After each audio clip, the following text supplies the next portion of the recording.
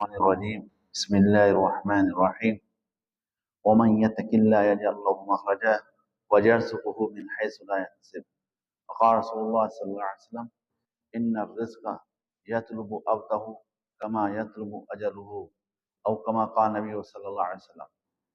کمانے کے چار طریقے، چار حصے ہیں نا، ایک فرض ہے، ایک سنت ہے، ایک مستحب ہے، ایک حرام ہے، ولو کان بحلال۔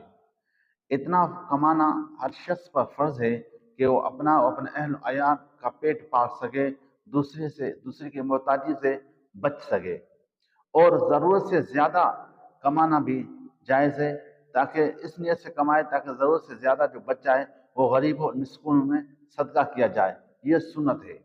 اور تیسرا طریقہ مستحب ہے، وہ یہ ہے کہ آدمی ضرورت سے زیادہ کمائے اور اپنے پاس جمع کرے تاکہ ضرورت کے وقت پہ اس کو کام آئے اور وہ کسی کے سامنے محتاج نہ ہو۔ اور چوتھا طریقہ یہ ہے کہ وہ حرام ہے، وہ یہ ہے کہ آدمی اس وجہ سے دن رات کماتا رہے، پیسے اکٹھے کرتا رہے، ملکیتیں بناتا رہے، اس وجہ سے کہ لوگ مجھے زمیندار کہیں یا مالدار کہیں یا بڑے بڑے تاجر کہیں، یعنی میری تعریف کریں کہ میرے پاس اتنا مال ہے۔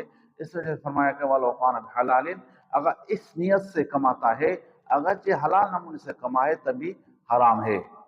دیکھو آپ علیہ السلام نے فرمایا دو چیزیں انسان کو ڈھونڈتی رہتی ہیں، ایک موت اور ایک رزق۔ اب آدمی جہاں بھی ہوگا موت آ کے پکڑ لے گی، یہ ہمارا ایمان ہے۔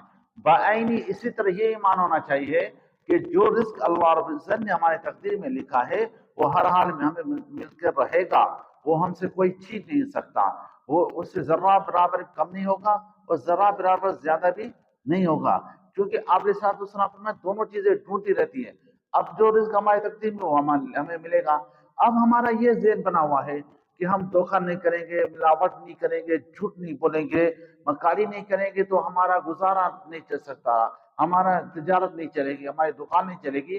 تو یہ ایک نفسانی خواہشات ہے اور یہ ایک شیطان کی چلی ہوئی بات ہے اور ایک شیطانی بات ہے، اس سے ہمیں بچنا چاہیے، اللہ تعالیٰ پر توکل کرنا چاہیے۔ پر جو رزق اللہ رب العزت نے لکھا ہے وہ ہر حال میں ملے گا ہمیں، بس ہمیں چاہیے کہ ہم اس کو حلال نمونے سے حاصل کریں۔